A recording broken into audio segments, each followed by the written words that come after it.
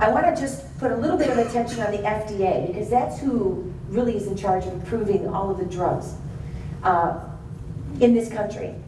Do you know that in 2008, they recalled 426 prescription medications because they were killing people?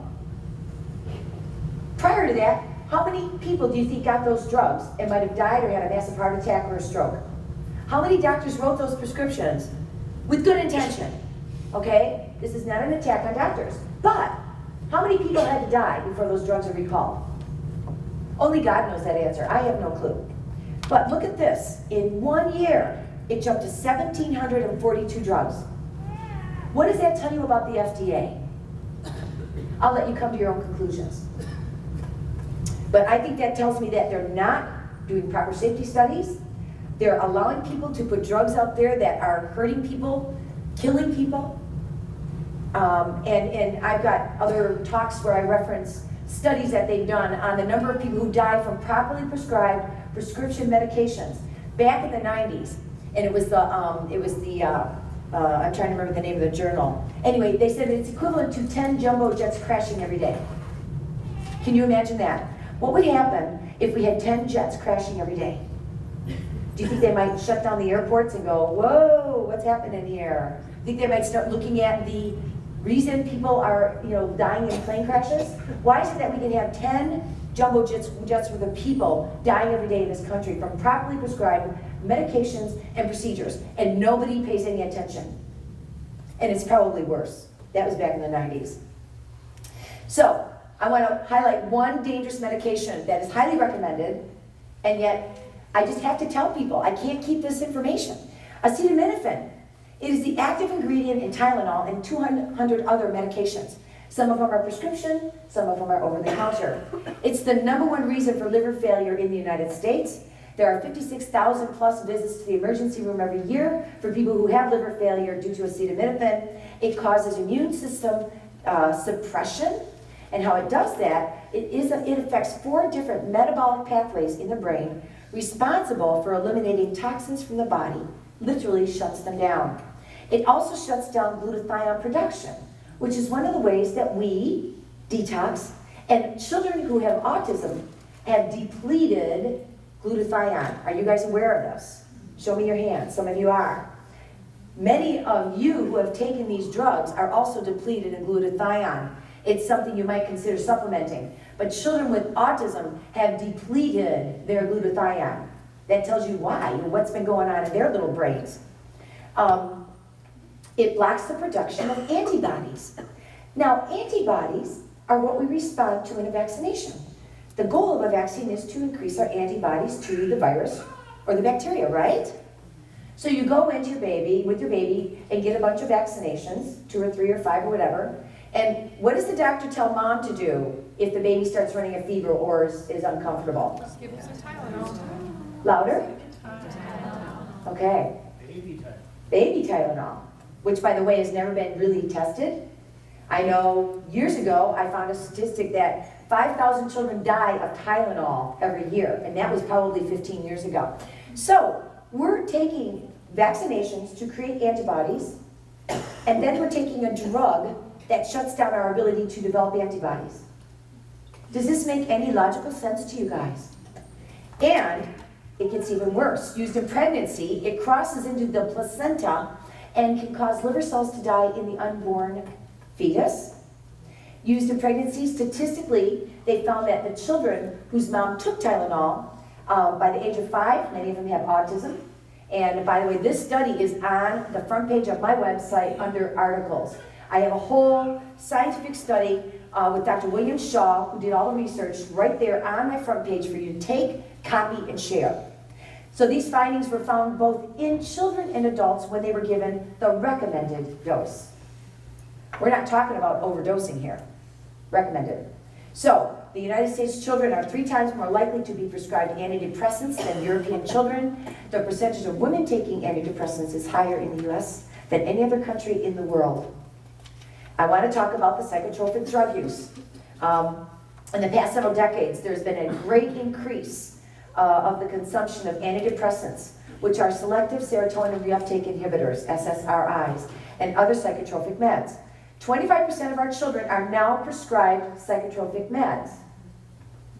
In the same time period, also increased homicides, school shootings, random acts of violence, mental illness, and suicides.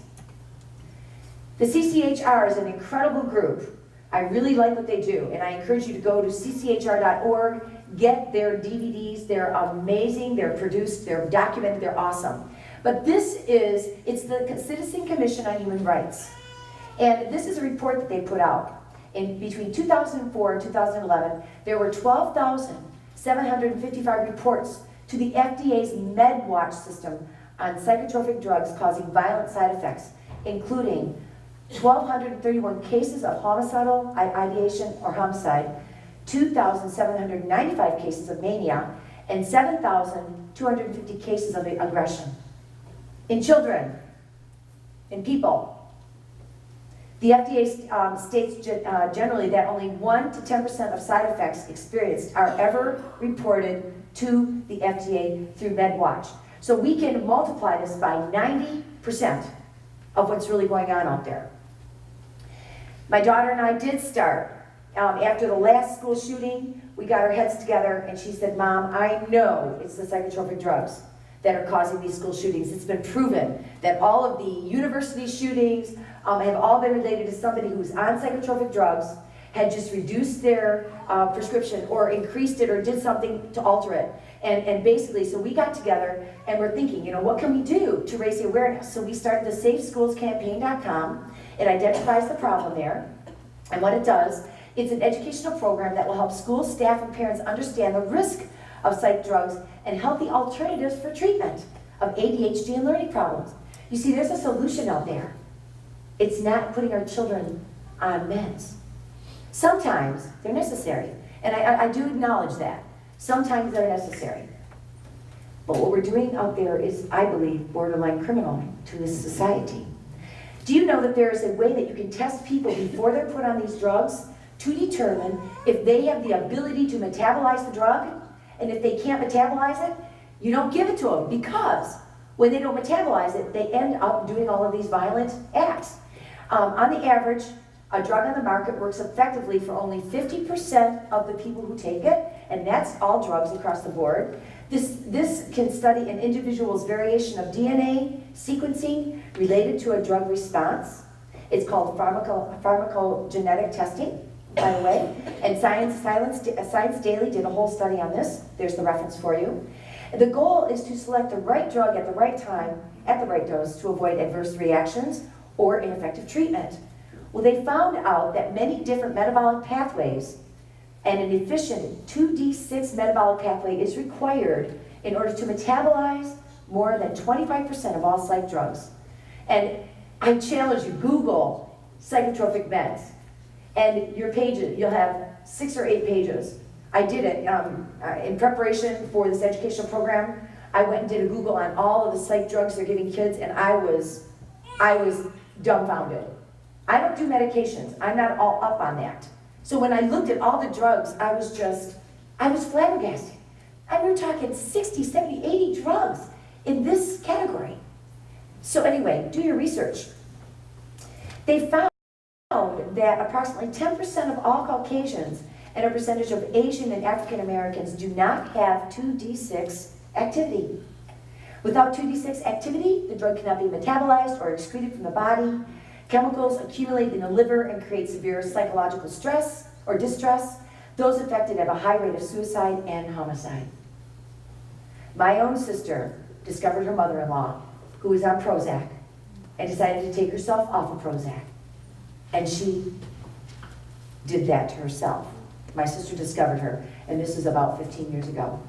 This is what happens when you alter these drugs and so there's no easy solution to getting off. And I tell people, be very, very, very careful. Work with a physician who's trained, and there are doctors I've interviewed on my radio program who have books on the subject, how to get off these medications, how to get your children off these medications, and all of the adjunct therapies that you must do to help them get off these meds.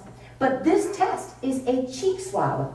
A cheek swab. You don't even have to get blood drawn. And it runs about $200, and most insurance companies pay for it. Don't you think this should be a mandatory a test done on any person who's going to be put on a psychotropic drug? Yes. Don't you think the school systems need to send maybe a paper home with all the moms? If you have a child who's on these medications, I encourage you to go get them tested to find out if that drug is going to be the one that could lead them down the road to suicide or violence or make them hard to handle. You see, and this is our goal. We believe that through public education, we can raise the awareness level and save some lives. So, you can look up all about this, by the way, on healthanddna.com. It's all on that website.